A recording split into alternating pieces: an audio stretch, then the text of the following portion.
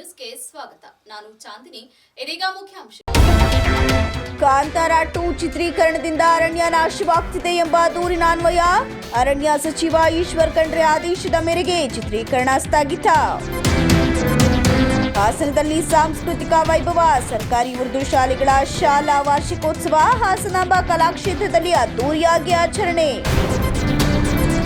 ಪ್ರತಿಯೊಬ್ಬರು ಧರ್ಮದ ಆಚರಣೆಯಲ್ಲಿ ಸಕ್ರಿಯತೆಯನ್ನು ಬೆಳೆಸಿಕೊಳ್ಳಿ, ಬೇಲೂರಿನಲ್ಲಿ ಪರಮ ಪೂಜ್ಯ ಶ್ರೀ ಸೋಮಶೇಖರ ಶಿವಾಚಾರ್ಯ ಮಹಾಸ್ವಾಮೀಜಿ ಸಲಹೆ.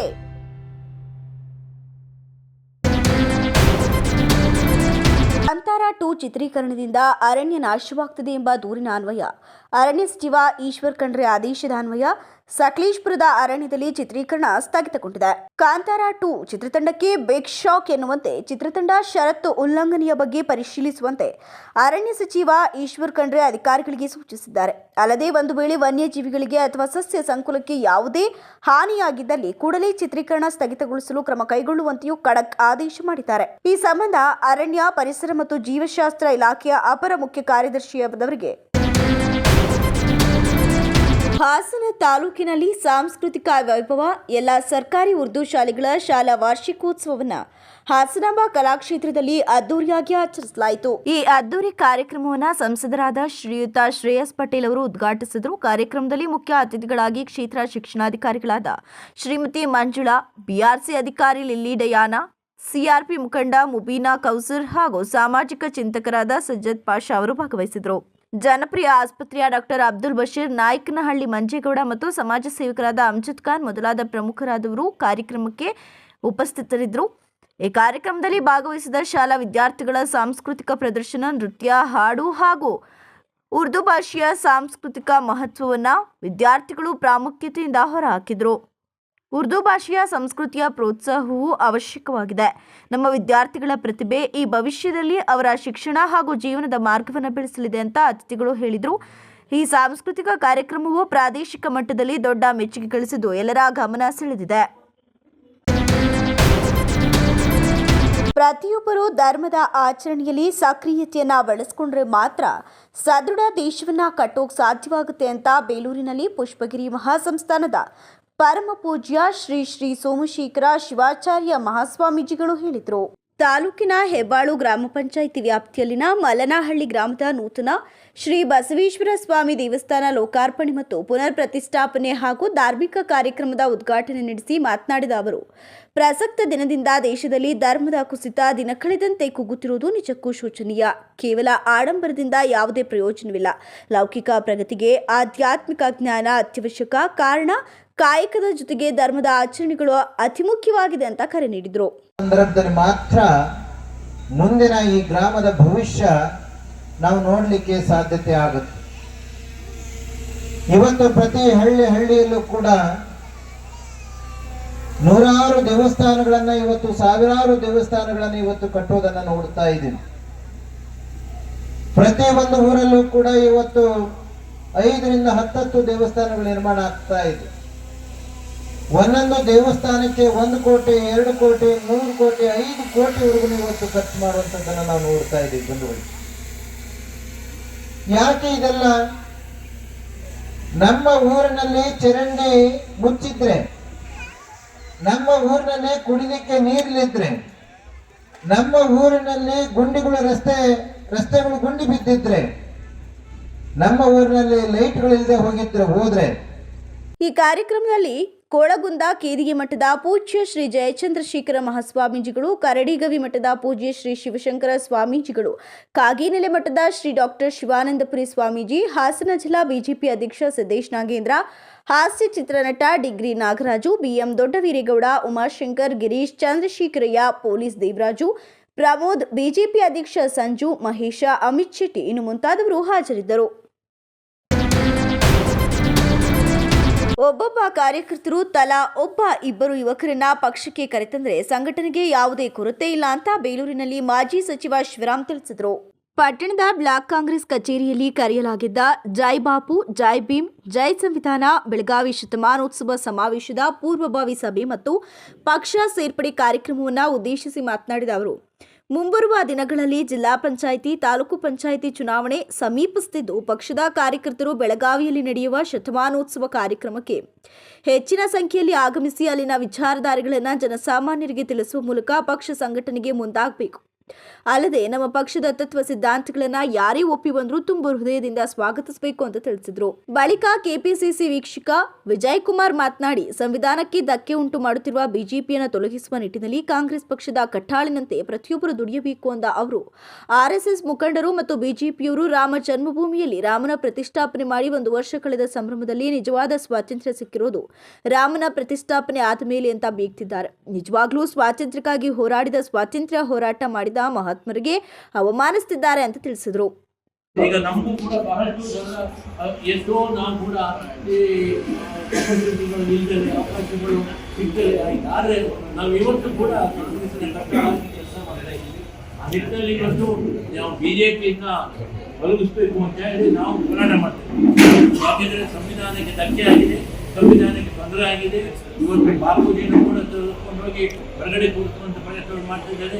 ಅಂಬೇಡ್ಕರ್ನು ಕೂಡ ಹೊರಗಡೆ ಕೂರಿಸುವಂಥ ಪ್ರಯತ್ನವನ್ನು ಎಲ್ಲರಿಗೂ ಪ್ರೋತ್ಸಾಹವಾಗಿ ಮಾಡ್ತಾ ಇದ್ದಾರೆ. ಒಂದೇ ಹೇಳ್ತಾ ಇದ್ದಾರೆ, ನಮಗೆ ಸ್ವಾತಂತ್ರ್ಯ ಸಿಕ್ಕಿದ್ದು ಬಿಜೆಪಿ ಹೇಳ್ತಾರೆ. ಇವತ್ತು ಯಾವ ರಾಮ ಜನ್ಮಭೂಮಿಯನ್ನು ಮಾಡಿ 1 ವರ್ಷ ಆದಮೇಲೆ ಅದಕ್ಕೆ 1 ವರ್ಷದ ಸಂಭ್ರಮ ಮಾಡೋದು ಹೇಳ್ತಾರೆ. ನಿಜವಾದ ಸ್ವಾತಂತ್ರ್ಯ ಸಿಕ್ಕಿದ್ದು ರಾಮ ಬಂದು ಕೂತಾದ ಮೇಲೆ. ಅಂದರೆ ನಮಗೆ ಹೋರಾಟ ಮಾಡಿ ಸ್ವಾತಂತ್ರ್ಯ ತಂದುಕೊಟ್ಟಂತ ಹಿರಿಯರಿಗೆ ಅವಮಾನ ಮಾಡಿದಂಥ ರೀತಿಯಲ್ಲಿ ಮಾತಾಡಿದ್ದಾರೆ. ಏನು RSS ಅವರು ಬಿಜೆಪಿ ಅವರು ಇವತ್ತು ಅಮಿತ್ ಶಾ ಮಾತಾಡಿರೋದು ತಾವೆಲ್ಲರೂ ಕೇಳಿರ್ಬೋದು. ಒಬ್ಬ ಸಂವಿಧಾನವನ್ನು ಬರೆದು ಇವತ್ತು ಎಲ್ಲರೂ ದೀನದಲ್ಲಿದ್ದರು, ಬಡವರು ಎಲ್ಲರಿಗೂ ಕೂಡ ಎಲ್ಲ ವರ್ಗದವರಿಗೂ ಸಾಮಾಜಿಕ ನ್ಯಾಯವನ್ನು ತಂದುಕೊಟ್ಟಂತ ಅಂಬೇಡ್ಕರ್ ಇಡೀ ಪ್ರಪಂಚದಲ್ಲಿ ಅವರನ್ನ ಸ್ಮರಿಸ್ತಾ ಇದೆ. ಆದರೆ ಅವರು ಹೇಳ್ತಾರೆ ಅಂಬೇಡ್ಕರ್ ಫ್ಯಾಷನ್ ಆಗಿ ಜನ ಉಪಯೋಗಿಸ್ಕೊಳ್ತಾ ಇದ್ದಾರೆ. ಏನಿಲ್ಲ ಅರ್ಥ ಏನು ಅಂತ ಇವರಿಗೆ ಯಾರೂ ಇರಬೇಕಾಗಿಲ್ಲ. ಇವರ ಸಿದ್ಧಾಂತವನ್ನೇ ನಾವು ಇರಬೇಕು ಅನ್ನೋ ನಿಟ್ಟಿನಲ್ಲಿ ಮಾಡ್ತಾ ಇದ್ದಾರೆ. ಇವತ್ತು ಎಲ್ಲರೂ ಕೂಡ ರಾಷ್ಟ್ರೀಕರಣ ಮಾಡಿದಂಥದ್ದನ್ನೆಲ್ಲವೂ ಕೂಡ ಪ್ರೈವೇಟೈಸೇಷನ್ ಮಾಡುವಂಥದ್ದು. ಇವತ್ತು ಎಲ್ಲವೂ ಕೂಡ ಏನು ಉದ್ಯಮಿಗಳ ಕೈಗೆ ತೆಗೆದುಕೊಂಡು ಇವತ್ತು ಬಹಳಷ್ಟು ಕೆಲಸಗಳನ್ನು ಬಿಜೆಪಿಯವರು ಮಾಡ್ತಾರೆ. ಇವತ್ತು ನಮ್ಮ ಸರ್ಕಾರದಲ್ಲಿ ಮಾಡಿದಂಥದ್ದು ಇವತ್ತು ನಾಟಕ ನೋಡಿದ್ರೆ ಬಹಳ ಕರ್ನಾಟಕ ಮಾಡೆಲ್ ಅನ್ನೋದನ್ನ ದೇಶದಲ್ಲಿ ಎಲ್ಲರೂ ಕೂಡ ಇವತ್ತು ಅನುಸರಿಸಲಿಕ್ಕೆ ಪ್ರಯತ್ನ ಮಾಡ್ತಾ ಇದ್ದಾರೆ. ಏನು ಗ್ಯಾರಂಟಿಗಳನ್ನು ಕೊಟ್ಟು ಅದು ನಿರಂತರವಾಗಿ ಅದ್ರ ಬಗ್ಗೆ ಬಹಳಷ್ಟು ಟೀಕೆ ಹೇಳಿದರು. ಗ್ಯಾರಂಟಿಗಳನ್ನು ಕೊಟ್ಟು ಗವರ್ಮೆಂಟ್ನಲ್ಲಿ ದುಡ್ಡಿಲ್ಲ, ನೌಕರ ಯಾವುದೂ ಇಲ್ಲ.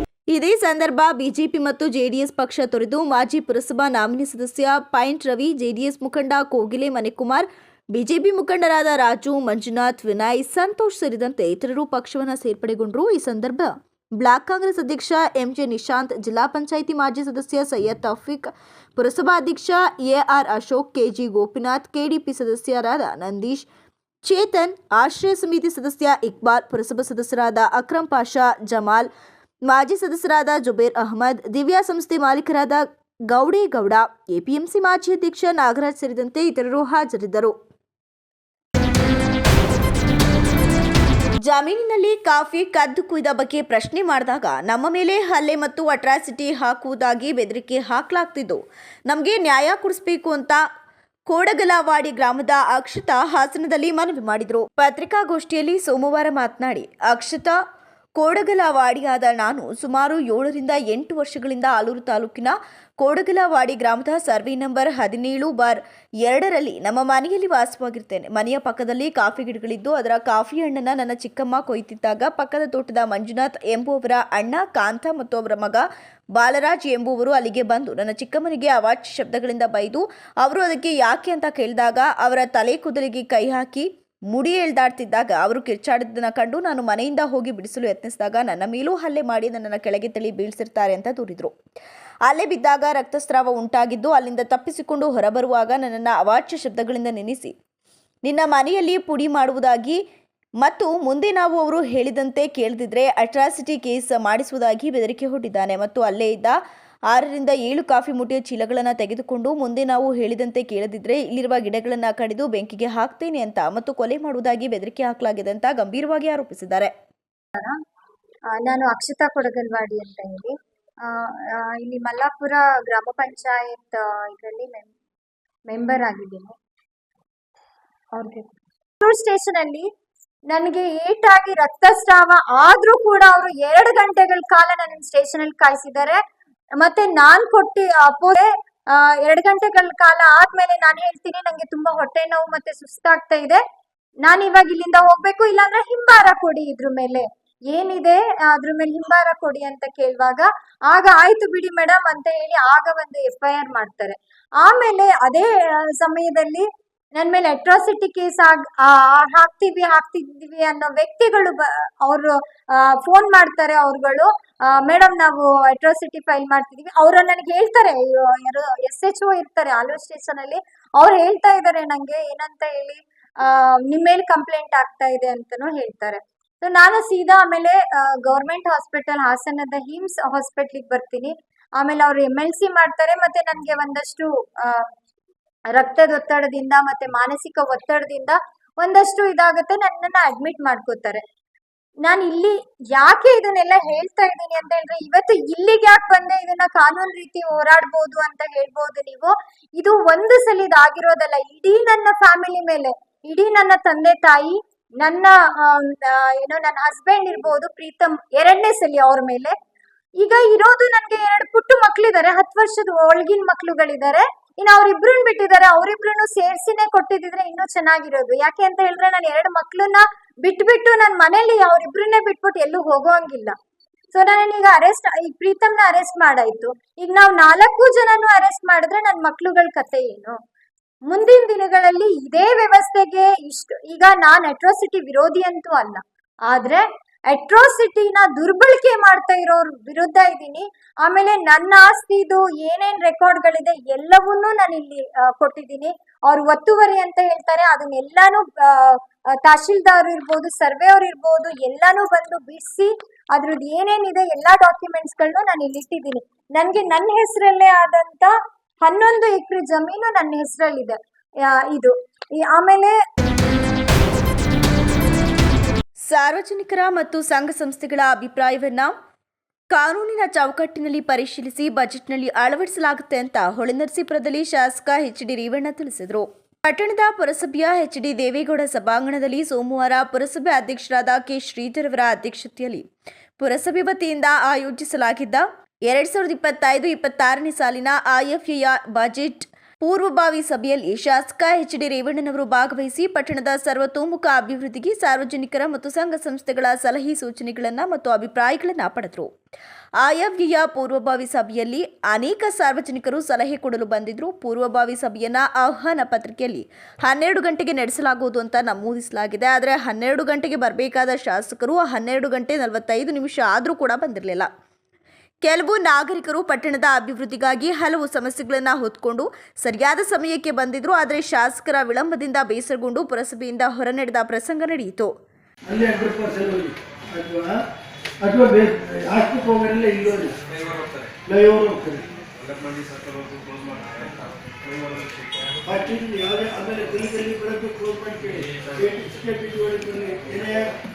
ಅದನ್ನು ಹೇಳ್ಬಿಟ್ಟು ಆರ್ಡರ್ ಮಾಡಿಸ್ಬಿಡು. ಆಮೇಲೆ ಪೈಪ್ ಲೈನ್ ಇದ್ದರೆ ಅದು ತಗೋಬೇಕು. ಲೈಟ್ ಕಂಬ ಮೋಹನ್ ಕುಮಾರ್ಗೆ ಇವನ್ನ ಕೋರ್ಡಿನೇಟ್ ಮಾಡು.